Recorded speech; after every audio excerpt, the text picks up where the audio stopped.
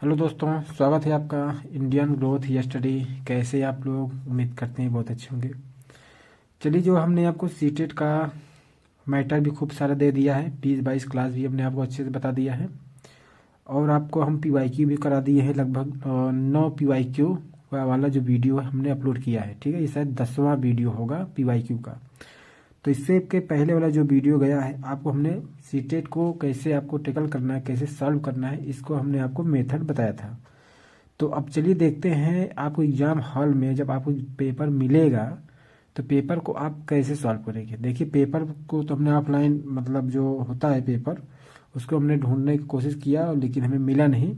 तो ये आपके लिए समझिए, हमने किताब ही खरीद लिया। ठीक है, आपको स्पेशल बताने के लिए हमने ये बुक मंगाया। ठीक है, देख रहे हैं एकदम नया है। ठीक है, 2025 के लिए ये सीटेट जो आया है जूनियर वाला 6 से 8 वाला मंगा लिया है ताकि इसमें कवर कर जाए। ठीक है, तो चलिए इसी को हम आपको एकदम लाइव बताते हैं, एकदम लाइव दिखाते हैं कैसे आपको सीटेट का जो एग्ज़ाम हॉल में आप जाएंगे तो कैसे आप उसको क्वेश्चन को कैसे टेकल करेंगे। उसी को हम आपको लाइव बताते हैं। हम अपने समय जब हम एग्ज़ाम दे रहे होते हैं थे, मतलब सीटेट का, तो हम कैसे क्वेश्चन को किए थे और कैसे आपको भी करना चाहिए। हो सकता है अगर आप अच्छे मेथड कर रहे होंगे तो उसको करिएगा, नहीं तो अगर समझ में अगर ये अच्छा लगे आपको तो ये करना चाहिए। देखिए, क्लिप शुरू करते हैं, सीधे पॉइंट पर आते हैं। तो ये सीटेट 2021 का ये क्वेश्चन है। ठीक है, सीटेट 2021 का है और इसका एग्जाम कब कंडक्ट हुआ था? 31 दिसंबर 2021 को। ठीक, 6 से 8 वालों के लिए है। और आगे ये जो आपको हम डेमो बता रहे हैं, आपको चाहे 6 से 8 का हो, 1 से 5 उससे कोई मतलब नहीं होता है। और सबका ये जो होता है वो सेम पैटर्न होता है। ये साइकोलॉजी का कोई उसमें विशेष वाली बात नहीं होता। ठीक है, कुछ स्पेशल नहीं होता। तो चलिए देखते हैं, पहले हम क्वेश्चन को हम आपको बताते हैं कैसे पढ़ना है क्वेश्चन, कैसे इंग्लिश पढ़ना है, कैसे हिंदी पढ़ना है, कैसे एलिमिनेट करना है, उस सबको चलिए हम आपको लाइव दिखाते हैं। लाइव मतलब आपको बताते हैं कैसे वो चीज़ें आपको करना है। ठीक है, तो चलिए देखते हैं। सबसे पहले ये क्वेश्चन पूछ रहा है, ये क्या कहते हैं, ये डैश किया है। अब पूछ रहा है क्या, विकास की किस विकास की उस अवधि को क्या कहते हैं जब आत्मसात मानकों पर प्रश्न उठाया जाता है और अक्सर परिवार की तुलना में साथियों की राय बहुत महत्वपूर्ण हो जाती है। ठीक है, मतलब विकास की किस अवस्था की बात कर रहा है, किस अवधि की बात कर रहा है जब आत्मसात मानकों पर प्रश्न उठाया जाता है। ठीक है, मतलब जो मानक होते हैं, जो स्टैंडर्ड होते हैं, उस पर बच्चा सवाल उठाना शुरू कर देता है और अक्सर ये देखा जाता है कि परिवार की तुलना में साथियों की राय को ज़्यादा महत्वपूर्ण मतलब वो देता है, उसको मानता है। तो किस अवस्था की बात कर रहा है? देखिए, शैशवावस्था की। शैशवावस्था में इसमें ये कोई मतलब ही नहीं है कि ये प्रश्न उठा पाएगा किसी बच्चे में। ठीक, आरंभिक बाल्यावस्था, आरंभिक बाल्यावस्था में भी नहीं होगा। ठीक है, तो ये हो गया। आरंभिक बाल्यावस्था में ये होगा ना, 6 से लेकर के कितना होगा ये देखते हैं। ठीक है, आरंभिक बाल्यावस्था 6 से 9 वर्ष, तो इसमें भी नहीं होगा। ठीक, तो अब आगे देखते हैं मध्य बाल्यावस्था, इसमें भी नहीं। ठीक, आपको देखेंगे जो सही इसमें ऑप्शन होगा किशोरावस्था। किशोरावस्था में आप देखेंगे तो यहीं पर जो बच्चा क्या करता है, अपने से ज़्यादा, मतलब अपने घर से वालों से ज़्यादा जो है बाहर वालों को ज़्यादा वो महत्व देता है। इस तरह ऑप्शन नंबर डी आपका यहाँ सही हो जाएगा। ठीक है, तो आप एक्सप्लेनेशन भी देखना चाहें तो आपको यहाँ एक्सप्लेनेशन भी मतलब आपको यहाँ मिल जाएगा, जैसे आप देख रहे हैं। विकास की उस अवधि को किशोरावस्था कहते हैं जब आत्मसात मानकों पर प्रश्न उठाया जाता हो और अक्सर परिवार की तुलना में, अक्सर जो है परिवार की तुलना में महत्वपूर्ण हो जाती है। परिवार की तुलना में साथियों की राय महत्वपूर्ण हो जाती है। किशोरावस्था 12 से 18 वर्ष की बात होती है, ये सब आपको पता है। जैसे देखते हैं यहाँ पे किशोरावस्था में बालक को लगता है कि कोई भी बात अगर परिवार बता रहा है तो वह गलत है। और इसमें लोग मित्रों से ज़्यादा श्रेष्ठतम मानते हैं, मतलब मित्रों को ज़्यादा श्रेष्ठ मानते हैं, क्योंकि बालक अपने परिवार से खुलकर किसी भी बातों पर संवाद नहीं कर पाते और ये मित्रों से खुलकर भी बातों मतलब कह सकते हैं। इस तरह से आपको ये आंसर ठीक हो गया। अब आपकी जहाँ चाहे इंग्लिश वगैरह पढ़ें या ना पढ़ें, कोई मतलब विशेष बात नहीं है। ठीक, दिक्कत नहीं होगा। अब ये देखते हैं दूसरा क्वेश्चन पे क्या है। दूसरे क्वेश्चन को ये क्या पूछ रहा है, इसमें देख रहे हैं ये जी वाला क्वेश्चन। ठीक, इसमें क्या पूछ रहा है, क्या या देख कर, क्या है, या देख कर उनका पुत्र रवि पठन में बहुत रुचि लेता है और 3 वर्ष की आयु में ही पढ़ लेता है। उसके माता पिता ने उसे बहुत सी पुस्तकें ला कर दी। अपने माता पिता के प्रोत्साहन से रवि की पठन क्षमता अपनी आयु से बहुत आगे है। ठीक है, किताब लाए और उसकी पठन क्षमता जो अपनी आयु से बहुत आगे है। तो ये पूछ रहा है इस उदाहरण से विकास की किस सिद्धांत को संदर्भित करता है, मतलब किया जा सकता है। ठीक, इसमें क्या देखते हैं, विकास किसी निर्धारित मार्ग का अनुसरण नहीं करता है, एकदम ठीक है। आगे देखते हैं, विकास क्या होता है, समीर दूरामुखी होता है, वही मतलब क्या कहते हैं, निकट से दूर की तरफ, वही ये बात कर रहा है। ठीक है, अब आगे देखते हैं, भी ठीक है। आगे देखते हैं क्या है, विकास की बात कर रहा है, विकास शीर्षगामी होता है। ठीक, ये भी चलो ठीक, शीर्ष पांव वाला, ये भी हो गया।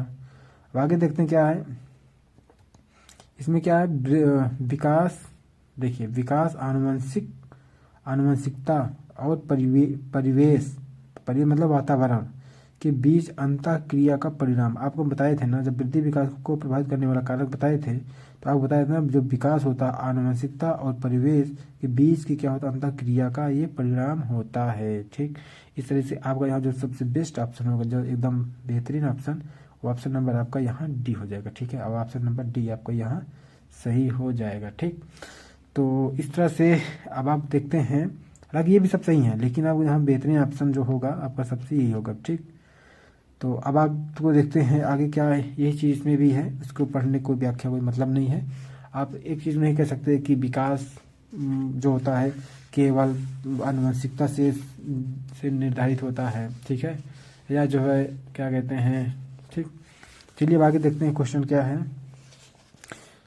आगे क्या है, कौन सा क्वेश्चन है, क्वेश्चन नंबर 3 में क्या है, ये विकास की कौन सी अवस्था में निम्न लक्षण समाहित हैं, स्वतंत्रता की स्थापना, अस्मिता का विकास और अमूर्त चिंतन। ठीक, विकास की कौन सी अवस्था में निम्न लक्षण समाहित है, कौन से लक्षण समाहित, स्वतंत्रता की स्थापना, अस्मिता का विकास और अमूर्त चिंतन। ठीक, आप देखते हैं क्या होगा, मध्य बाल्यावस्था, उत्तर बाल्यावस्था, किशोरावस्था, पूर्व वयस्क अवस्था। आपको बताए थे ना, जैसे जीन पियाजे महोदय ने भी बताया था ना, औपचारिक अवस्था की आयु कितना होती थी, 11 वर्ष के बाद। ठीक है, जबकि 12 वर्ष से क्या होता है, किशोरावस्था शुरू हो जाता है। इस तरीके से इसमें क्या होता है, बालक जो अमूर्त चिंतन करना वो सीख जाता है। इसमें क्या होगा, इसमें आपको देख रहे हैं एडोलसेंस जो है, यही किशोरावस्था, यहीं पर आपका ये किशोरावस्था वाला ऑप्शन यहाँ पर ये सही होगा। ठीक, आप ऐसे इसको कर सकते हैं। इसमें भी आप इंग्लिश वगैरह चाहे तो ना पढ़े तब भी काम चल जाएगा। ठीक है, आप इसमें आप व्याख्या वगैरह चाहे तो पढ़ ले, व्याख्या पढ़ेंगे तो समय बहुत लगेगा, कोई मतलब भी नहीं होगा। ठीक है, तो चलिए देखते हैं लास्ट, इसमें क्या कहते हैं, क्वेश्चन नंबर 4 में क्या है, ये देख रहे हैं। क्वेश्चन 4 क्या पूछ रहा है, क्या कह रहा है, निम्नलिखित कथनों में से कौन सा कथन समाजीकरण के संदर्भ में सही है, समाजीकरण के बारे में क्या संदर्भ सही है। समाजीकरण में आप जानते हैं बच्चे के समाजीकरण में किसका रोल होता है। बच्चे का जैसे होता है विकास, जैसे जन्म से लेकर के उसकी मृत्यु पर्यंत तक चलता रहता है, ठीक उसी प्रकार से समाजीकरण जो होता है ये भी उसके जन्म से लेकर के मृत्यु पर्यंत तक उसका समाजीकरण होता रहता है। इसमें बच्चा जो होता है उसके मतलब बच्चे जिसके भी संपर्क में आते हैं उस सब से जो है बच्चा प्रभावित होता है उसका। ठीक है, समाज में जितने भी तत्वों से वो मिलता है जुलता है, प्रत्यक्ष अप्रत्यक्ष उस सब से वो प्रभावित होता है, उसी से सामाजिक विकास होता है। जैसे घर हो गया, परिवार हो गया, बाजार हो गया, विद्यालय हो गया, स्कूल कॉलेज हो गए, अगर कहीं सफ़र करने जा रहा है, ठीक है, ट्रेन हो गया, बस हो गया, मतलब इत्यादि जगह जहाँ भी वो जा रहा है उसका उस सबसे समाजीकरण होता है। ठीक है, अब देखते हैं समाजीकरण में कौन सही है। सभी संस्कृतियों में समाजीकरण का तरीका एक समान है। देखो एक समान है ना, तो ये नेगेटिव ऑप्शन आ गया ना, नेगेटिव ऑप्शन आ गया जिसको इसे उड़ा दीजिए, खत्म कर दीजिए। ठीक, वैसे आपको एग्जाम में भी करना है। ठीक, ऐसे आप उसको क्रॉस कर दीजिए, ये तो नहीं होगा।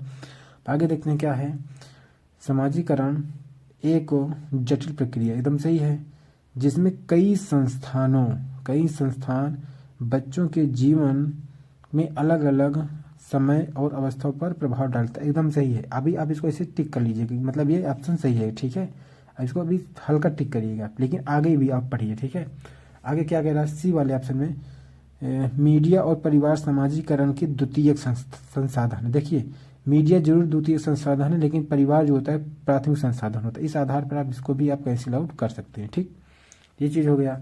अब आगे देखते हैं क्या है, ऑप्शन नंबर 4 में क्या है, द्वितीयक समाजीकरण द्वितीयक समाजीकरण सबसे पहले तब होता है जब बच्चे अपनी व्यक्तिगत पहचान को और भाषा को सीखते हैं। ऐसा नहीं है, व्यक्तिगत पहचान, ये जो भाषा पहचान होता है वो क्या क्या कहते हैं, वो जो है मतलब परिवार में ही वो सीखता है, ठीक है, भाषा वगैरह। इस तरह से ए भी नहीं होगा, तो ये आपका ये भी ऑप्शन गलत हुआ, मतलब डी भी गलत हो गया। तो चलिए देखते हैं पीछे वाले में क्या। तो आप यहाँ देखते हैं जो है ऑप्शन नंबर ये जो आपका ये है वो भी गलत हो गया, ये भी गलत हुआ, सी भी गलत हुआ, डी भी गलत हुआ, तो बचा है कौन, बी बचा। तो बी आपको जो ऑप्शन होगा ये 100% ये वाला सही हो जाएगा, ठीक है। इस तरह से आप इसको सही कर सकते हैं, ठीक, ऐसे ही आपको करना है, ठीक। अब फिर देखते हैं आगे क्या, क्वेश्चन नंबर 5। क्वेश्चन नंबर 5 में क्या कह रहा है, इसमें क्या पूछ रहा है, किस सिद्धांतकारी ने नैतिकता तर्कता के अध्ययन के लिए संज्ञानात्मक विकास दृष्टिकोण का उपयोग किया। देखिए आगे अब पढ़ते हैं, इसमें क्या, हार्वर्ड गार्डनर इन्होंने बुद्धि दिया है, जीन प्याजे, ठीक, जॉन तुरील और माइकल ओसेरो, ठीक है।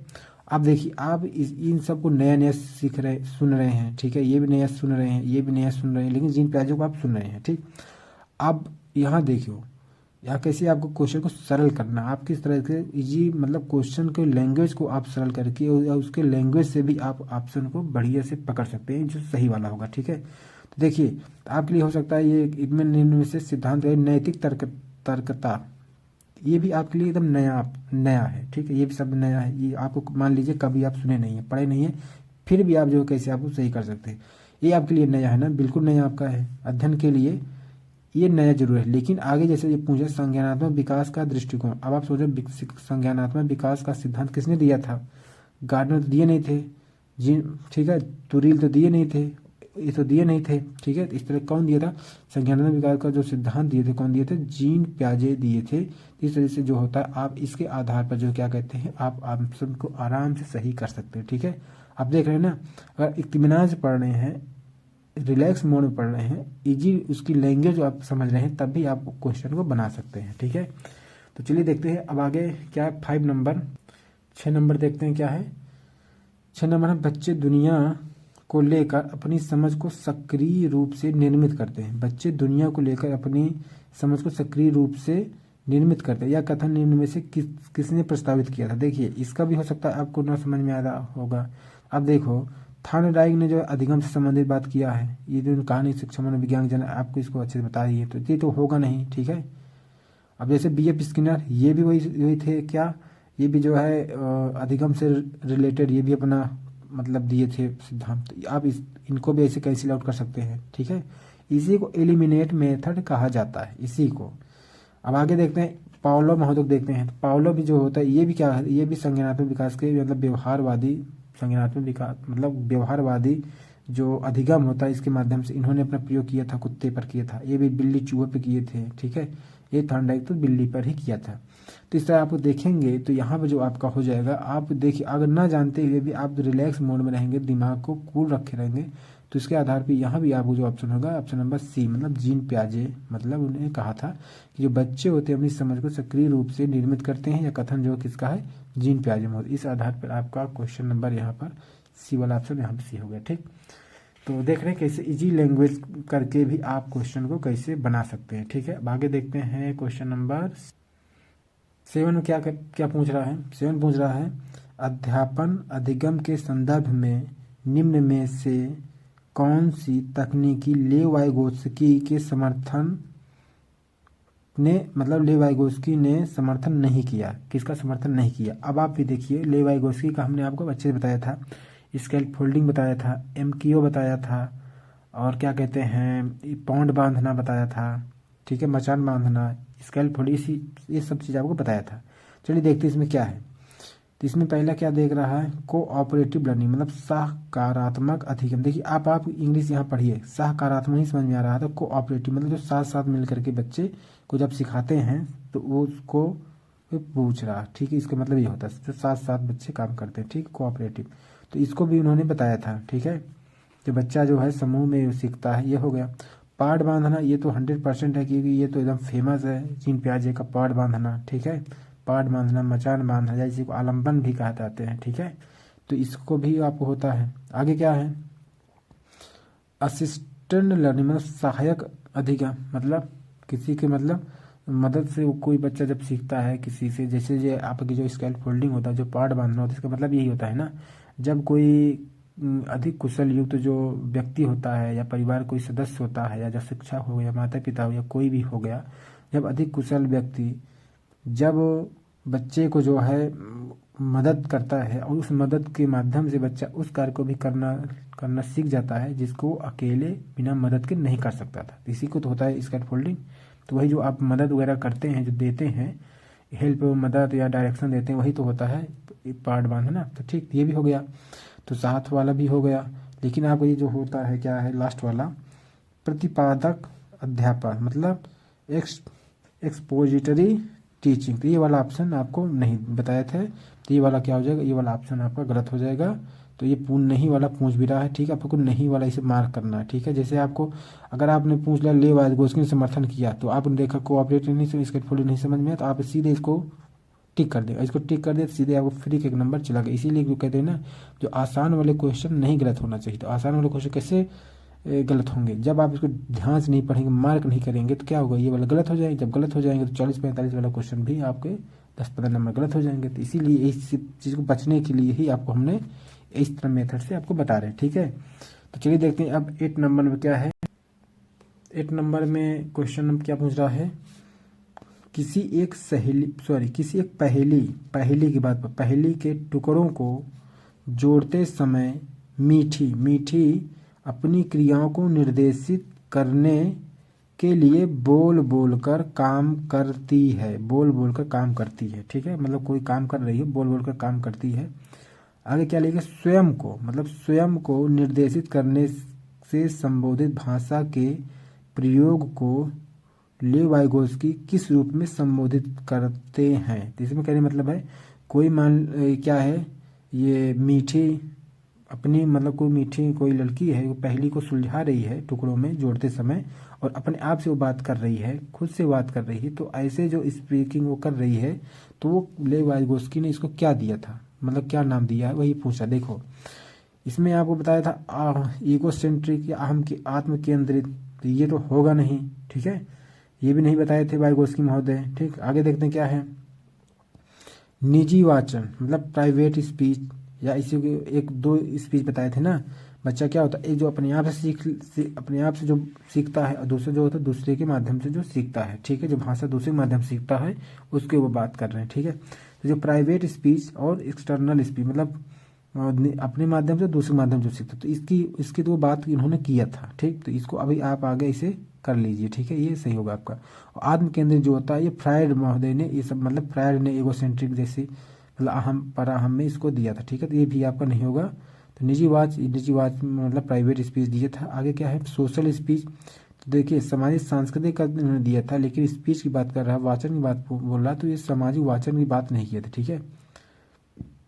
अविवेकी वाचन, ये रेशनल, तो ये भी नहीं दिए थे। तो इसलिए आपको जो होगा ये प्राइवेट स्पीच वाला ये ऑप्शन आपका सही हो जाएगा, ऑप्शन नंबर बी, ठीक है, बी वाला ऑप्शन आपका यहाँ सही हो जाएगा, ठीक है, ऑप्शन नंबर यहाँ बी, ठीक। तो चलिए अब आगे देखते हैं क्या है, क्वेश्चन नंबर 9 में आ गए, कौन आ गया, लॉरेंस कोहलबर्ग के नैतिक विकास के अनुसार नैतिकता विकास क्रम के किस स्तर पर व्यक्ति कानून और सामाजिक स्वीकृति की परवाह किए बिना, देखो व्यक्ति कानून और सामाजिक स्वीकृति मतलब समाज के नियम वो कानून है, इसकी परवाह किए बिना किसी कार्य को आत्म अनुभूति द्वारा स्वयं निर्धारित करता है। मतलब जो समाज के जो नियम कानून है, ये इसको जो है रिजेक्ट कर देता है, इसको परवाह नहीं करता, बल्कि जो है अपने द्वारा जो मतलब जो उसको अच्छा लगता है वो नियम कानून को चुनौती देते हुए वो बोलता है, कहता है ये चीज़ ऐसे नहीं ऐसे होना चाहिए, मतलब ऐसा वो खुद निर्धारित करता है। तो वो किस मतलब सिद्धांतों को किस आधार पर वो उचित ठहराता है, ठीक है, तो स्व निर्धारित सिद्धांतों के आधार पर उचित ठहराता है, तो वही पूछ रहा है, तो वो किस मतलब ये अभिमुखता की वो बात कर रहा है, ठीक है। देखते हैं क्या है, सामाजिक अनुबंधन सिद्धांत, देखो सामाजिक अनुबंधन मतलब जो सोशल मतलब समाज के बीच में कॉन्ट्रैक्ट करना है, जब समझौता होगा तो अनुबंधन होगा जिसमें वो समाज के हर नियम कानून को मानेगा, जिसमें वो ऐसा कुछ नहीं करेगा, ठीक है। तो इसको भी ये गलत हो जाएगा। सार्वभौमिक नैतिकता अभिमुखता, बिल्कुल ये सही होगा, ठीक है। इसको अब आपका सही हो जाएगा, क्यों? कि वो अपने द्वारा जो निर्धारित कर रहा है, तो यहाँ पर ये पहुँच गया है इस स्तर पर, तो इसलिए वो कर रहा है, ठीक है। इसी ये सर्वोच्च स्तर होता है, ठीक है। तो ये आपका सही हो जाएगा। आगे लेकिन पढ़िए, सामाजिक व्यवस्था का संधारण अभिमुखता, सगा सामाजिक व्यवस्था का जब निर्धारण व्यवस्था में वो खुद रहेगा तो काहे लिए फिर अपनी वो बात करेगा, स्वयं निर्धारित क्यों करेगा, ये भी गलत हो जाएगा आपका। यांत्रिक उद्देश्य अभिमुखता, इसमें क्या होता है, जब बालक किसी भी कोई कार्य जब बाहर लोगों से क्या होता है, बाहरी लोगों से डर के करता है या बाहरी लोगों निर्देशित होकर करता है, तो उसको कहा जाता है यांत्रिक उद्देश्य, ठीक है। तो इस तरह से ये भी गलत हो जाएगा। इस तरह आपको जो सही ऑप्शन होगा, ऑप्शन नंबर बी वाला जो होगा, ऑप्शन नंबर जो बी है ये आपका सही होगा, ठीक है। ऑप्शन नंबर बी, ठीक। तो इस तरह से आपका 9 नंबर में बी सही हो गया। अब आगे देखते हैं 10 में देख रहे हैं क्या है, एक प्रगतिशील कक्षा, मतलब प्रोग्रेसिव क्लास की बात कर रहा है, ठीक है। प्रोग्रेसिव क्लास की बात कर रहा है। तो एक प्रगतिशील कक्षा में अध्यापक विद्यार्थियों को समूह में कार्य देकर समन्वय अधिगम, ठीक है, समन्वय अधिगम कार्य संपादन के लिए सुसाध्य करता है। तो ऐसा करके वह विद्यार्थियों को में बढ़ावा देता है, ठीक है, विद्यार्थियों को बढ़ावा देता है, ठीक है। तो मतलब पॉजिटिवली बात कर रहा है। तो आपको देखते अगर तो प्रगतिशील तो समझ रहे हैं ना, प्रोग्रेसिव की बात कर रहा है। तो अब आगे देखते हैं, जैसे प्रोग्रेसिव क्लासरूम की बात कर रहा है, तो यहाँ थोड़ा इंग्लिश को आप अगर ना समझ में तो आप मतलब ले सकते हैं, ठीक है। प्रोग्रेसिव आप समझ रहे हैं, ठीक। आपको हमने बताया भी था पॉजिटिव नेगेटिव शब्द में प्रतियोगिता को आए, तो इसको सीधे आप कैंसिल आउट कर दीजिए, इसको काट दीजिए, खत्म हो गया, ठीक। अब आगे देखते हैं सहभागी अधिगम कोऑपरेटिव, साथ साथ करना, ये तो ठीक है। अभी इसको ऐसे आप हल्का टिक करिए, ठीक है, हल्का टिक करिएगा। अब आगे बढ़िए, प्रतिद्वंदिता, तो इसको क्या हो जाए, रिवाइलरी, तो ये क्या होगा, ये भी क्या होगा, ये गलत हो जाएगा, ठीक है। प्रतिद्वंदिता ये सब निगेटिव शब्द, इसको आप हटा सकते हैं। कुंठित तो बिल्कुल नहीं हो सकता, इसको भी आप हटा दीजिए। तो इससे जो आपका क्वेश्चन आप सर जो सही बनेगा आंसर, आप क्वेश्चन नंबर जो बी होगा ये आपका 100% से सही बनेगा, ठीक है। ऐसे आपको एग्जाम हॉल में भी करना है, ठीक है। आपको हम समझा रहे हैं इसलिए आपको थोड़ा समय लग रहा है। अब आप चाहे आपको इंग्लिश भी नहीं पढ़ रहे तो तभी आपका काम चल जा रहा है, ठीक है। तो इस तरह से देखते हैं, आपको समझ में आ जाएगा कब आपको इंग्लिश पढ़ना है और कब आपको नहीं पढ़ना है, ठीक है। 11 नंबर में क्या पूछ रहा है, 11 में है हार्वर्ड गार्डनर। देखियो, सीटेट का अगर बुद्धि चैप्टर में किसी को फेवरेट है सीटेट का, तो हार्वर्ड गार्डनर इसका एकदम फेवरेट है। इसका देख रहे हैं लगभग हर सेट में इसका जो है क्वेश्चन बना हुआ है। अगर बुद्धि से क्वेश्चन आ रहा है इंटेलिजेंस से, तो हार्वर्ड गार्डनर से ही आ रहा है। तो ये क्या कह रहे हैं, हार्वर्ड गार्डनर ने बहुबुद्धि में से कौन सी बुद्धि को समाहित किया है, ठीक है। उन्होंने कई सारी बुद्धियों को बताया था, उसमें आपको बताएंगे आगे, इसमें व्याख्या है। देखते हैं क्या विश्लेषणात्मक, देखो स्थानिक बताया, भाषाई बताया, लेकिन विश्लेषणात्मक नहीं बताया, इसलिए ये भी गलत हो जाएगा। विश्लेषणात्मक बताया ये भी सही है, व्यवहारिक भी सही, लेकिन ये सृजनात्मकता नहीं है, ये भी गलत हो जाएगा। भाषाई भी है, तार्किक मतलब लॉजिकल मैथमेटिशियन भी है, संगीतज्ञ भी है, ठीक। ये द्रव्य वगैरह ये सब नहीं है। तो इस तरह जो ऑप्शन इसमें आपको सही हो जाएगा, इसमें ऑप्शन नंबर ये सी वाला ऑप्शन आपका सही हो जाएगा। इसका आप थोड़ा एक बार व्याख्या देख लीजिए, क्योंकि आपको बुद्धि में नहीं बताए हैं, और इस तरह आप बुद्धि वाला थोड़ा आपको स्क्रीन पढ़ लेंगे, थोड़ा आपको यहाँ समझ में आ जाएगा, ठीक है। तो ये क्या कह रहे हैं हार्वर्ड गार्डनर महोदय जी, ठीक है, ये क्या बता रहे हैं, हार्वर्ड गार्डनर ने बहुबुद्धि में भाषाई बुद्धि, तार्किक बुद्धि, गणितीय बुद्धि, ठीक है, संगीतक बुद्धि प्रकार को इस तरह की बुद्धि को समाहित किया। बहुविज्ञात्मक प्रज्ञा या बहुबुद्धि का सिद्धांत हार्वर्ड गार्डनर द्वारा 1983 में प्रतिपादित किया गया। गार्डनर के अनुसार बुद्धि का स्वरूप एकाकी न होकर के बहुप्रकारी होता है।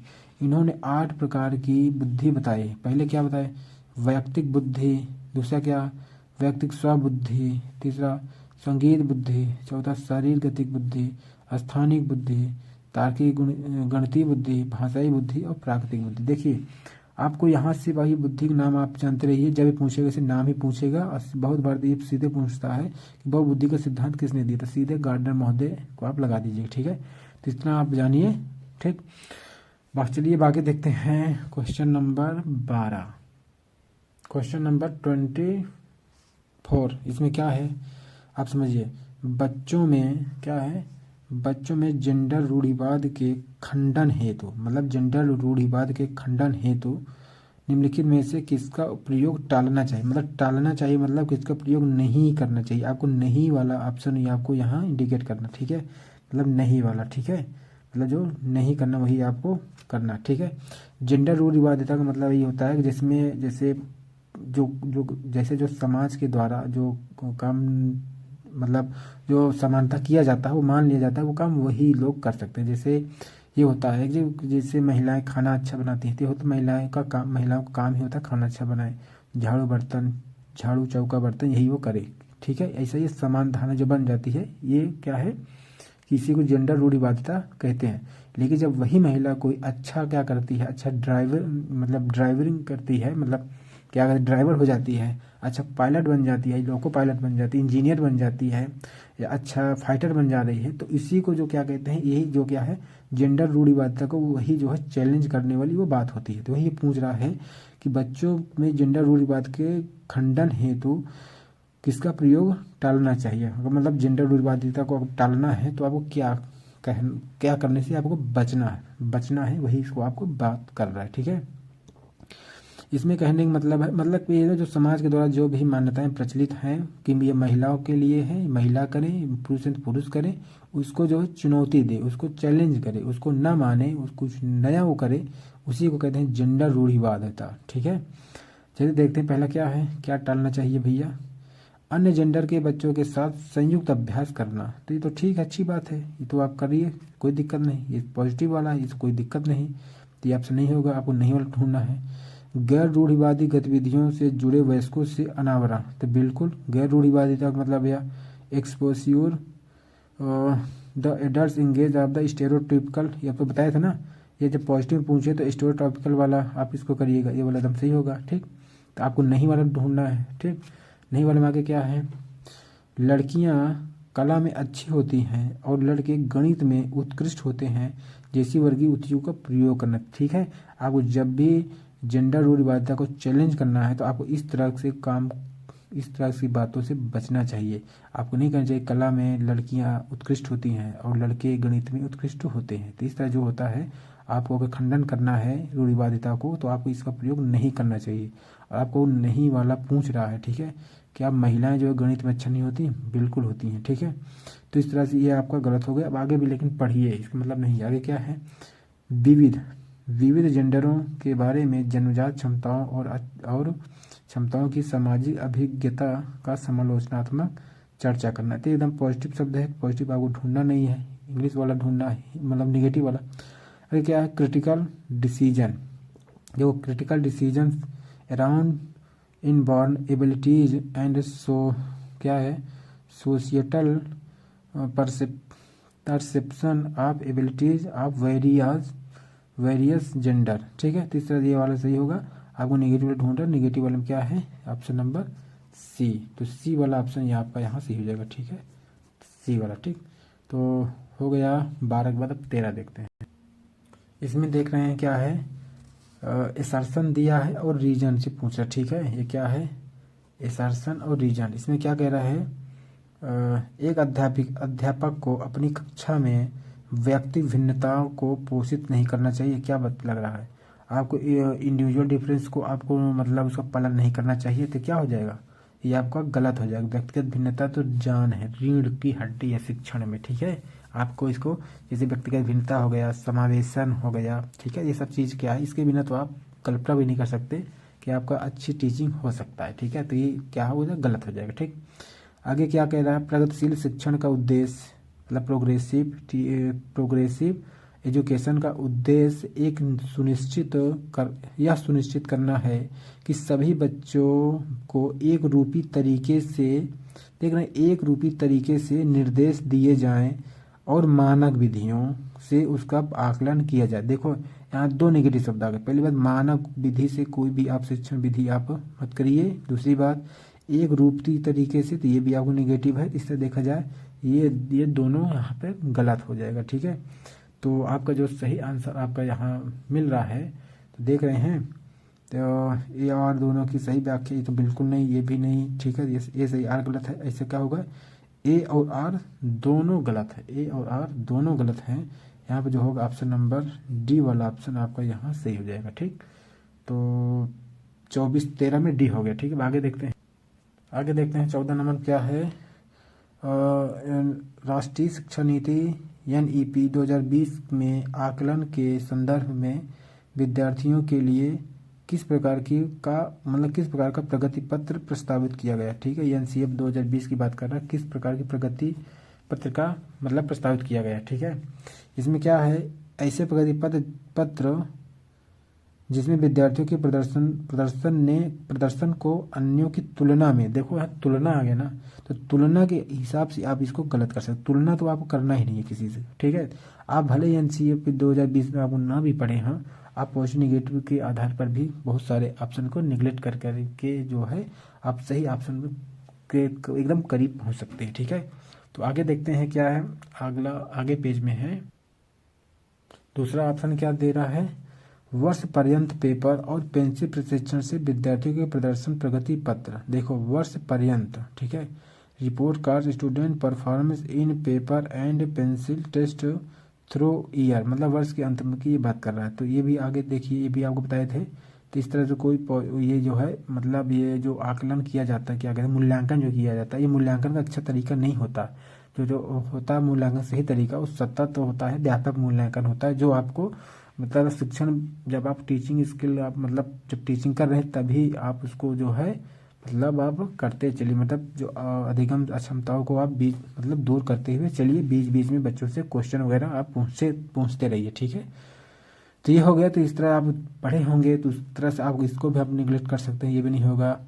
आगे क्या कह रहा है, 360 डिग्री बहुआयामी प्रगति पत्र का मतलब है 360 डिग्री मल्टी डायमेंशनल। ठीक है, अगर आपको पता होगा पॉजिटिव नेगेटिव, तो आपको बताया था ना, मल्टी डायमेंशनल, ये सब ऑप्शन आ जाए तो 100% वो सही होते हैं। तो इस तरह से आप इसको भी यहाँ आप मार्क कर लीजिए कि ये सही होने के एकदम चांस अच्छे हैं।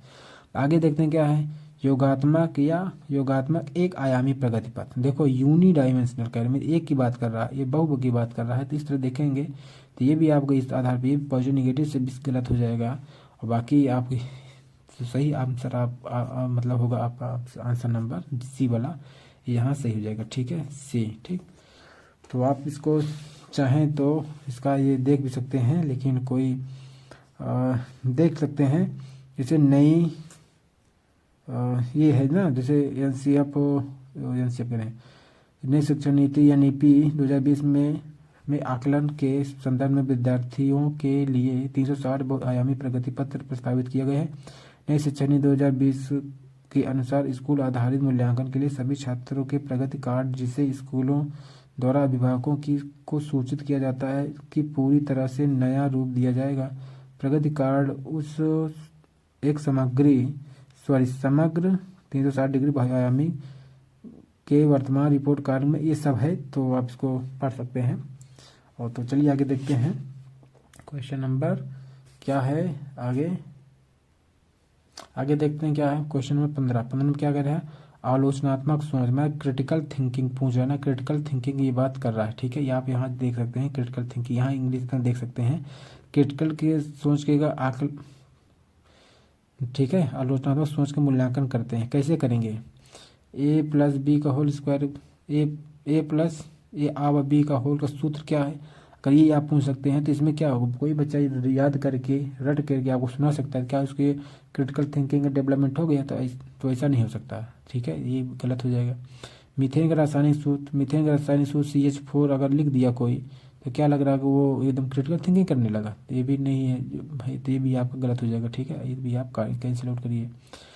आगे क्या देख रहा है, क्रिटिकल थिंकिंग मतलब जिसमें बच्चे को अपनी जो बात होती है, उसके जो विचार होते हैं, जो तर्क होते हैं, उसको करने का उसमें मौका मिले। ठीक है, उसमें आपको जानना है। ठीक है, इसमें क्या है, भोजन की कमी के विभिन्न कारण क्या हो सकते हैं। ठीक है, आप इसको देख सकते हैं, what could be a various आ गया ना, वैराइटीज या वेरियस रीजन और शॉर्टेज ऑन फूड। तो इस तरह देखा जाए तो ये भी आपको ये सही है। ठीक है, ये सही जा रहा है। ठीक है, ये सही जा रहा है, तो भी आगे भी पढ़िए।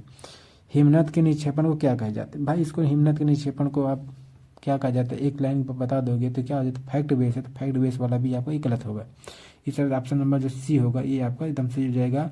भोजन की कमी के कारण विभिन्न कारण जब बताएगा तो उसमें जो क्रिटिकल थिंकिंग में वो करके ही उसको वो बता सकता है। ठीक है, अब आगे देखते हैं क्या है क्वेश्चन नंबर 16। ठीक है, क्वेश्चन नंबर 16 में क्या है, अब चलिए देखते हैं क्वेश्चन नंबर 16 में।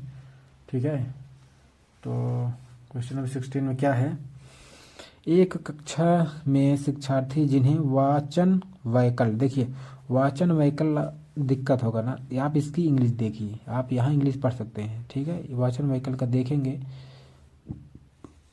तो ये देख रहे हैं ना, चाहिए तो आप यहाँ देख लें, विथ डिसलेक्सिया की बात कर रहा है। डिसलेक्सिया में क्या होता है, जो पढ़ने लिखने में अक्षमता होती है, कठिनाई होती है, इसको डिसलेक्सिया कहते हैं ना, तो यही बात कर रहा है। तो चलिए देखते हैं क्या है इसमें पूरा, वह मतलब डिसलेक्सिया है उसके सफल समावेशन है तो निम्न में से किस तकनीक का इस्तेमाल करने से बचना चाहिए, मतलब किससे बचना चाहिए, अगर किसी को डिसलेक्सिया है तो कौन सी तकनीक का प्रयोग नहीं करना चाहिए, मतलब नहीं वाला ऑप्शन की आपको यहाँ फाइंड आउट करना है। ठीक है, पॉजिटिव वाले में नहीं।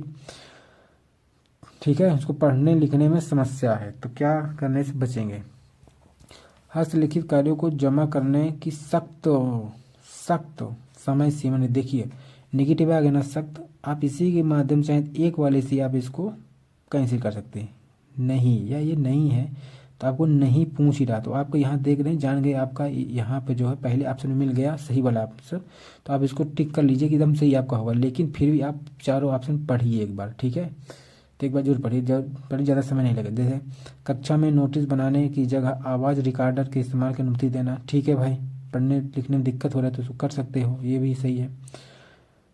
हस्तलिखित के बजाय टाइप और मुद्रित करके कार्यपत्रों को जमा करने की अनुमति देना, ये भी ठीक है।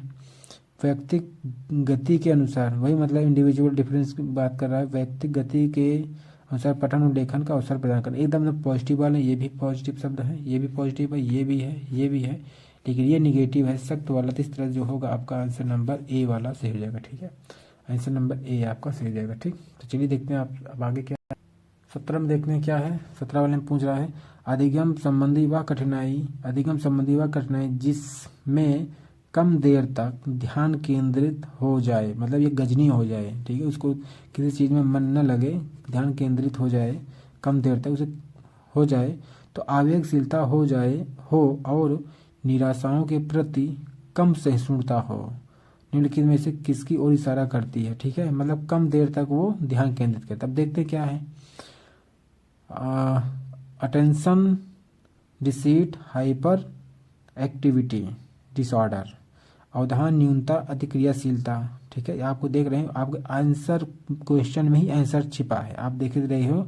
अगर यहाँ से पढ़ोगे learning difficulty marked by low span of attention, impulsiveness and a slow tolerance for क्या कहते हैं फ्रस्ट्रेशन क्या कहते हैं भाई, फ्रस्ट्रेशन जो भी आप कह लीजिए, इज रिफर्ड, देख रहे हैं ना, अटेंशन की बात कर रहा है और अटेंशन यहाँ भी दिया है। ठीक है, तो अटेंशन यहाँ भी है, तो इस तरह आप देखेंगे तो आपका आंसर यहीं भी आपको सही हो जाएगा। ठीक है, पहला वाला कि आगे भी पढ़िए, इस क्या कहते हैं ऑटिज्म स्वलीनता अपने में भी रहे, दृश्य बाधित की बात नहीं करे, क्या वो को दिखने में समस्या नहीं, गुण केवल डिसकैलकुलिया, इसका मतलब कैलकुलिया क्या गणितीय वाले संबंधित होता है, डिसकैलकुलिया भी नहीं है।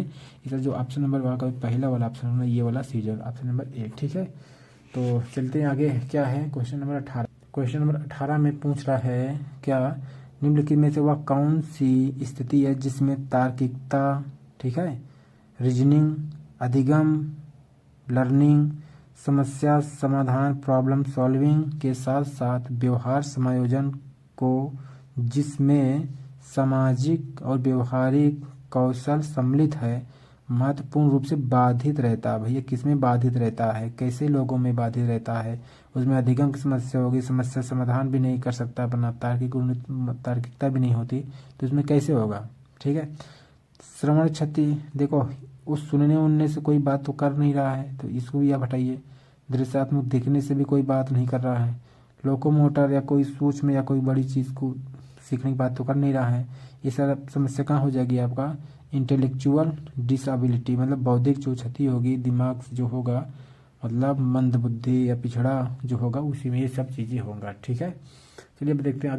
चलिए 19 में देखने क्या है, समावेशन से तात्पर्य अधिगम कठिनाई महसूस करने वाले विद्यार्थी मुख्यधारा विद्यालय में पृथक रूप से सीखे। क्या भाई, जो अधिगम क्या अधिगम कठिनाई में, जो मान लो जिसको अधिगम करने में समस्या हो जा रही है, तो क्या उसको क्लास से बाहर ले जाकर आपको सिखाएंगे? तो बिल्कुल नहीं। तो क्या उसके अगेंस्ट जा रहा है समावेशन के, तो इसको आप नहीं कर सकते, इसको आप गलत हो जाएगा। आगे देखते क्या है कारण, क्या इस प्रकार की रणनीति अधिगम कठिनाई महसूस करने वाले विद्यार्थियों को समाज में प्रतिभागिता के लिए तैयार करती है। प्रतिभागिता करने के लिए ये सब नहीं होता है। ठीक है, तो ये सब चीज़ नहीं होता है। तो इस तरह देखेंगे तो यहाँ दोनों आपका यहाँ गलत हो जाएगा। ठीक है, तो इस तरह देखा जाए तो ऑप्शन नंबर जो आपका यहाँ क्या कहते हैं, ऑप्शन नंबर जो यहाँ डी है ये दिख रहा है, तो ए और दोनों आपका यहाँ गलत हो जाएगा। ठीक, आई और आर दोनों गलत है। ठीक, इस तरह से आपका ऑप्शन नंबर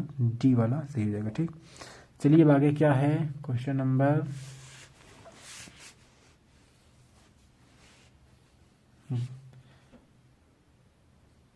चलिए देखते हैं क्या है ये। इसमें निम्नलिखित में से कौन सा सृजनात्मकता का महत्वपूर्ण कारक नहीं है? देखो नहीं न तो नहीं को आप मार कर लीजिए। अब हड़बड़ी में आप आए, सृजनात्मकता का महत्वपूर्ण कारक है। ठीक, जल्दी में पढ़े, सोचे मौलिकता या ओरिजिनलिटी हो गया। अब इसको आप टिक करके आगे बढ़ गए। अब सोचे आगे पढ़े नहीं तो क्या हो जाएगा, गलत हो जाएगा। लेकिन पूछ क्या रहा है, इसीलिए कहना जो 40-45 नंबर आपको बताए थे आपको मेथड वाले में, जिसकी मैंने आप पास नहीं हो सकते, 40-45 यही है। जो 40-45 में जो आपका 15-10 क्वेश्चन माइनस होता है, इसी को आपको बचाना है।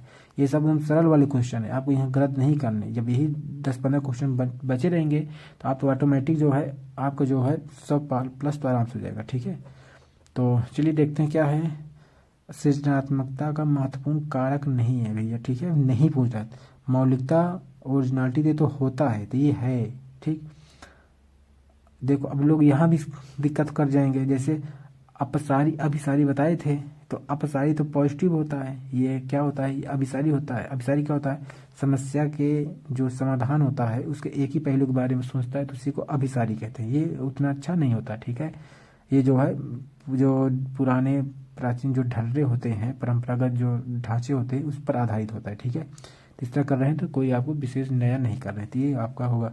प्रवाह जो होता है, फ्लुएंसी जो होता है, ये होता है। ठीक है, लचीलापन भी होता है। तो आपको जो आपको सही आंसर होगा क्वेश्चन नंबर बी इसमें से हो जाएगा। ऑप्शन नंबर यहाँ पे जो बी होगा ये आपका यहाँ से हो जाएगा। ठीक है, ऑप्शन नंबर बी। ठीक, चलिए आगे देखते हैं। आगे देखते हैं क्या है, क्वेश्चन नंबर 21 क्या कह रहे हैं, एक सामाजिक संरचनात्मक कक्षा में ज्ञान को क्या क्या स्रोत होते हैं? भाई अगर सामाजिक संरचनात्मक कक्षा में ज्ञान के क्या क्या स्रोत होंगे, आप सोचो। अखबार आता है क्लास मतलब विद्यालय में, तो ये भी होगा। सहपाठी या पीयर्स आपके जो क्लासमेट वगैरह होते हैं ये भी होंगे। ठीक, आगे क्या है, पाठ्य पुस्तक तो होती है, लोक कथाएं भी होता है। तो इस तरह जो होगा आपका पहला, ठीक है, पहला दूसरा तीसरा, मतलब आपका यहाँ चारों होगा। ठीक है, ये आपका चारों आपका यहाँ से हो जाएगा। ठीक, चलिए देखते हैं 22।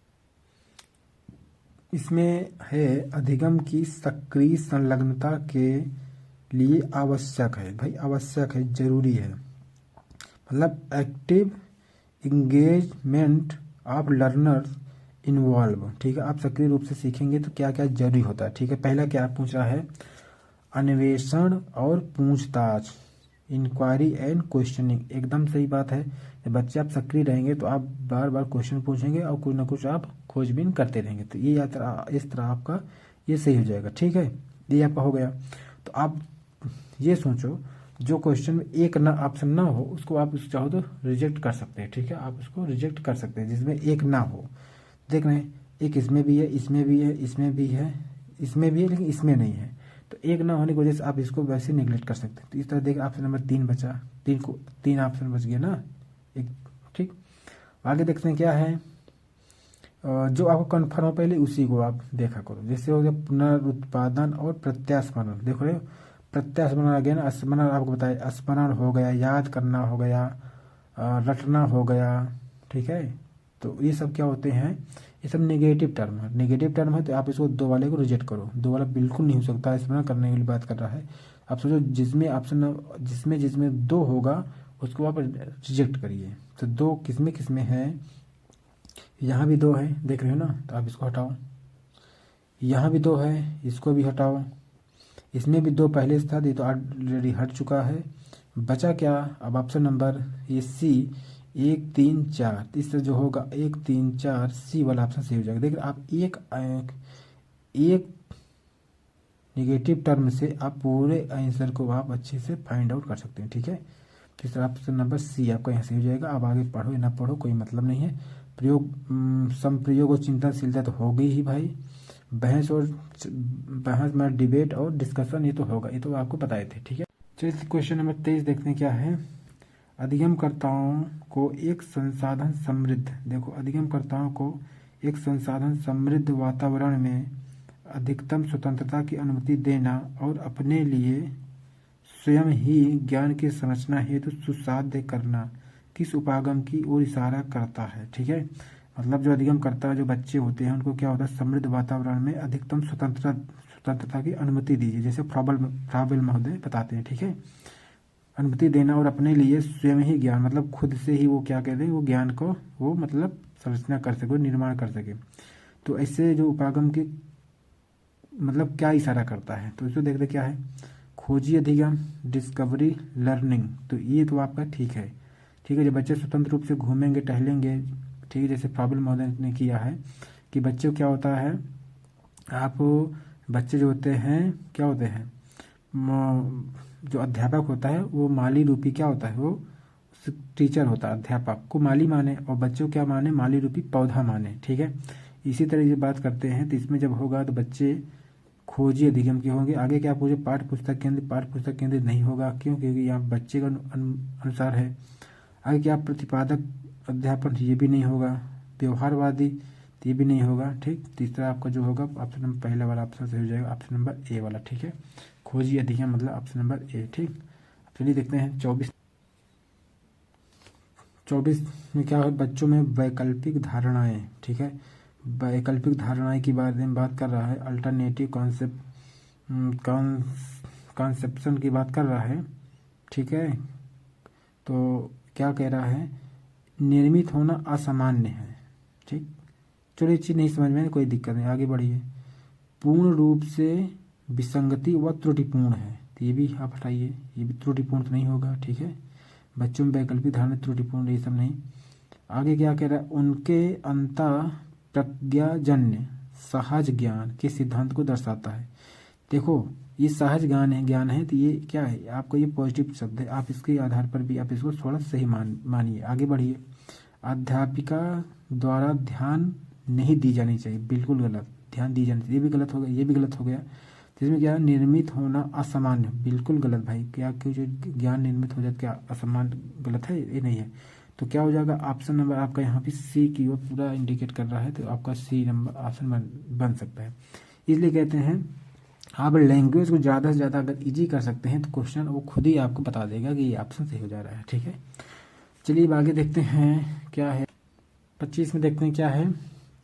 25 में पूछा एसर्शन दिया है अभिकथन, किशोरों को कक्षा में चर्चा और बहस के लिए ढेर सारे मौके देने चाहिए, मतलब मौके प्रदान करने चाहिए, एकदम सही है, सही है। मौके देना चाहिए चर्चा और बहस करने के लिए। अब इसका कथन पूछ रहा है, सहयोगात्मक अधिगम अर्थ के निष्कर्ष और विभिन्न विचारों को साझा करने का अवसर देता है, बिल्कुल सही है, ठीक है। ऐसा करेंगे तो बच्चों में क्या होगा, सहयोगात्मक अधिगम होगा, साथ साथ में सबको मिलजुल कर सीखेंगे। इससे क्या होगा, अर्थ के निष्कर्ष और विचारों को साझा करने का अवसर देता है। इस तरह जो होगा आपका ए और आर दोनों सही हैं, आर एक सही व्याख्या भी करता है, ठीक है। ऑप्शन नंबर ए आपका यहाँ सही हो जाएगा।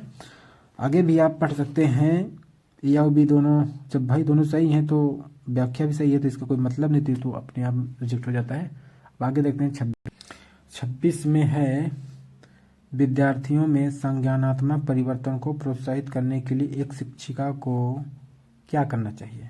संज्ञानात्मक परिवर्तन को प्रोत्साहित करने के लिए क्या करना चाहिए, ठीक है। तो ये पहला है, यंत्रवत याद करने के लिए लंबे अनुच्छेद, देखो याद करने के लिए तो अब निगेटिव है ना, तो ये क्या हो जाएगा, ये आपका याद करने के हिसाब से ये निगलेक्ट हो जाएगा, गलत हो जाएगा। ठीक, ये गलत हो गया। अब आगे देखते हैं, ऐसी सामग्री देनी चाहिए जो मध्यम रूप से चुनौतीपूर्ण हो और स्कीमा में रूपांतरण की मांग करे। देखो स्कीमा आपको बताया था, स्कीम, स्कीमा, संगठन, अनुकूलन, आत्मसातकरण और समाविष्टीकरण, ये सब बताए थे इस जीन पियाजे का। ये तो पॉजिटिव शब्द है, इस पाए हैं तो आगे बनकर आप इसको, आप यहाँ इसको सही मान सकते हैं, लेकिन आगे भी ऑप्शन आपको जरूर पढ़ना है। ठीक है, ये तो सही होगा ही। आगे देख, अब आगे ऑप्शन दे रहा है इसमें क्या, असंबद्ध खंडों की जानकारी प्रस्तुत करना चाहिए। भाई जो असंबद्ध है, प्रेजेंट इन्फॉर्मेशन डिसकनेक्टेड है, उसकी जो है आप क्यों करेंगे प्रस्तुति, तो ये भी आपका गलत हो जाएगा।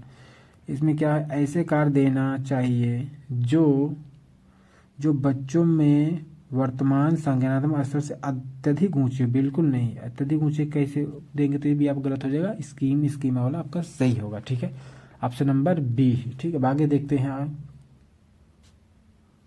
आगे है क्या कहते हैं 27 नंबर में, योग्यता की डैश धारण का आशय है कि सफलता पाने के लिए प्रयास सार्थक भूमिका निभाते हैं। किसकी योग्यता से। अब आगे देखते हैं क्या है, प्रतिस्पर्धात्मक, कम्पिटिटिव के लिए आपको कभी नहीं होना चाहिए, ये आपका ऑप्शन गलत हो जाएगा, ऐसे आपको मार्क कर लीजिए। ठीक है, संतोत्मक, ठीक है, इंटीनिटी, तो ये भी आपको नहीं होगा, किसी को सांत्वना वगैरह दे करके आप ये नहीं होता, ये भी गलत होगा। चलिए आगे देखते हैं, एवॉइडेंस, क्या वो परिहार आधारित, परिहार नहीं समझ में आ रहा ना, एवॉइडेंस मतलब एवॉइड करेंगे तब आपको ये क्या होगा, सफलता का सार्थक प्रयास में भूमिका निभाएगा, तो एवॉइड करेंगे किसी चीज़ को तो ये भी नहीं होगा। तो आप वो देख रहे हैं वृद्धिशीलात्मक, या आप देख रहे हैं वृद्धि की बात कर रहा है, इंक्रीमेंटल की बात कर रहा है। इंक्रीमेंटल हर चीज़ में क्या होता है, पॉजिटिव होता है, वृद्धि वाला होता है। इस तरह से आपको यहाँ से इसका ऑप्शन यहाँ बन जाएगा। ठीक है, आप ये सही हो जाएगा सी वाला। आगे देखते हैं 28 में है एक संरचनात्मक, ठीक है, एक कंस्ट्रक्टिव मतलब क्लासरूम के लिए बात करें, एक संरचनात्मक कक्षा में ऐसे क्रियाकलापों का इस्तेमाल होगा जो डैश होंगे, क्या कैसे होंगे, औसत रूप से कठिन हो, बिल्कुल औसत रूप से कठिन होंगे थोड़ा, तभी तो संरचनात्मक रूप से कुछ अपना दिमाग का प्रयोग करके कुछ नया वो सीखेंगे। तो ये आपको सही मानिए आगे भी। आगे देखिए सुब आप आए ना, आप आगे पढ़िए पहले, पाठ्य सामग्री के प्रत्यास्मरण, देखो प्रत्यास्मरण आ गया ना, तो आपको बताया था प्रत्यास्मरण क्या है, निगेटिव टर्म है, तो निगेटिव टर्म वाले को आप कैंसिल करिए, जिसमें भी दो ऑप्शन है, मतलब दो वाला है, इसको आप कैंसिल करिए। ठीक है, ये दो वाला जहाँ जहाँ आपको मिले इसको आप हटाइए। दो कहाँ पर है, दो यहाँ पर है, तो आप इसको हटा दीजिए। ठीक है, दो यहाँ है, यहाँ भी आप हटा दीजिए। दो देख रहे हैं यहाँ भी है ना, यहाँ भी है, तो आप इसको भी जो क्या करिए हटा दीजिए। अब बचा ही क्या आपका, सी वाला बचा, तो आपको सी वाला ऑप्शन आपका 100% क्या सही हो जाएगा। अब देख रहे हैं इसी को कहते हैं एलिमिनेशन, मतलब एक आप निगेटिव शब्द के से, एक आप जो निगेटिव शब्द है के वजह से आप एकदम सही आंसर को पा सकते हैं, इसी होता है। इसीलिए कहते हैं कि पॉजिटिव निगेटिव PYQ अगर आप लगा रहे हैं तो आपको सीटेट कोई नहीं रोक सकता। ठीक, आगे पढ़िए ना पढ़िए, सामूहिक करिए सब तो ठीक है। अब आगे देखते हैं क्या है 29 में है क्या, कि जब एक विद्यार्थी को डैश का एहसास होगा यदि वह सफलता का आरोपण आंतरिक मानता है। भाई एक जो विद्यार्थी को एहसास होगा कब, कि जब वो सफलता को आंतरिक मानता है, तो मतलब आंतरिक मानता मतलब खुद से वो जो है वो सफलता अर्जित किया, मतलब आंतरिक रूप से अभिप्रेरित हो, कुछ भी आप कह सकते हैं, एहसास होगा। और यदि वह असफलता आरोपण बाह्य मानता है, मतलब बाह्य मानता है, तो क्या होगा। ठीक है, आगे देखते हैं इसका ऑप्शन क्या। जब उसको लगेगा कि हमने अपने मतलब अपने मन से आंतरिक रूप से हमने प्रेरित होकर के किया है, तो दुश्चिंतन जाएगा। नहीं भाई, दुश्चिंतन क्यों जाएगा, आप इसको हटा सकते हैं। जब उसको लगे हमने खुद से किया है, तो क्या उस शर्म से हो जाएगा, नहीं, तो क्या लगेगा, ये गर्व वाला हो गया, तो ये वाला आपका सही हो जाएगा। आगे देखते हैं आभार व प्रसन्नता। आभार तो देखो जब उसको लगेगा बाहर रूप से, ये आभार तो हो सकता है, लेकिन खुद का भी वो आभार व्यक्त कर सकता है, लेकिन प्रसन्नता तब नहीं होगा जब उसको लगेगा उसकी जो मतलब वो सफल हुआ वो दूसरे की वजह से हुआ, तो उससे वो नहीं होगा प्रसन्न। ठीक है, तो इससे ये भी गलत हो जाएगा। जिससे देखते हैं अगर उसको वो आंतरिक रूप से वो होगा, मतलब क्या कहते हैं आंतरिक अभिप्रेरणा से मान लीजिए होगा, तो वो क्या होगा, वो खुद से मतलब गर्व करेगा और बाद में लगेगा हमने बाहरी रूप से मतलब इसको किया है, तो उससे क्रोधित भी हो सकता है। इसलिए ऑप्शन नंबर यहाँ पे सी वाला ऑप्शन यहाँ पर सही हो जाएगा। ठीक है, चलिए देखते हैं 30 और लास्ट वाला क्या है। माध्यमिक स्तर पर एक संप्रदाय पढ़ाते हुए एक अध्यापक को कैसा मतलब रिएक्शन करना चाहिए, पूछ कर रहा है। निश्चित कर लेना चाहिए कि वह संप्रदाय विद्यार्थियों के लिए बिल्कुल अपरिचित हो। भाई बिल्कुल अपरिचित होगा तो फिर दिक्कत हो जाएगा, फिर वो बच्चा नहीं सीख पाएगा। ठीक है, तो ये थोड़ा निगेटिव टर्म है, तो इसको आप मार्क कर सकते हो, ये नहीं होगा। ठीक, थोड़ी देर के लिए इसको कैसे नहीं करना। आगे देखते हैं, विद्यार्थियों के पूर्व ज्ञान को नए संप्रदाय से जोड़ना चाहिए। सही बात है। ये क्या कह रही है, अज्ञात से ज्ञात की ओर जो शिक्षण विधि है उसकी ये बात कर रहा है, ज्ञात से अज्ञात, अज्ञात से ज्ञात की ओर। ठीक, तो ये आपको शिक्षण सूत्र का ये पालन करा, तो ये सही होगा। अभी आप इसको मार्क किए रहिए। आगे देखते हैं क्या है। विद्यार्थियों को बने बनाए लेख देने चाहिए उन्हें और रट्टा मारने को कहना चाहिए। तो क्या रट्टा मारने कहेंगे, तो इस तरह से रट्टा से ये भी आप गलत हो गया। ठीक, अब आगे देखते हैं, निश्चित कर लेना चाहिए कि संप्रदाय के बारे में चर्चा के दौरान विद्यार्थी अपने सामाजिक सांस्कृतिक ज्ञान को साझा ना करें। देख रहे, साझा करे होना चाहिए, साझा ना आ गया तो ये भी आप क्या हो जाएगा, गलत हो जाएगा। ये भी गलत हुआ, श्योर ये गलत हुआ, श्योर ये भी गलत हो गया। अब इसमें कंफ्यूजन है, तो इसमें आप कह रहे हैं बिल्कुल अपरिचित होना चाहिए, तो इस तरह ये भी आपको कैंसिल हो जाएगा। इस तरह जो देख रहे हो आपको यहाँ विद्यार्थियों को पूर्व ज्ञान को नए संप्रदाय से जोड़ना चाहिए, ये वाला ऑप्शन एकदम सही हो जाएगा है। इससे क्या हो रहा है, इससे जो आपकी क्या कहते हैं अज्ञात से ज्ञात की जो शिक्षण सूत्र है क्या है, अज्ञात से जो ज्ञात, अज्ञात से जो ज्ञात जो सूत्र है, शिक्षण सूत्र है, इसका भी ये हाँ पालन हो रहा है। ठीक है, इस तरह जो ऑप्शन नंबर जो आपका बी होगा आपको डेफिनेटली 100% ये सही हो जाएगा। ठीक है, चलिए आपको बढ़िया से मतलब लाइव डेमो के रूप में दिखा दिए आपको कैसे क्वेश्चन जो है पेपर में आपको करना है। ठीक, तो उम्मीद करते हैं आप इसको बढ़िया से देखे होंगे और समझ में आए। अच्छा लगे तो लाइक शेयर सब्सक्राइब करना मत भूलिएगा। चलिए तब तक मिलते हैं अगले क्लास में अगले टॉपिक के साथ। तब तक के लिए जय हिंद, नमस्कार, वंदे मातरम।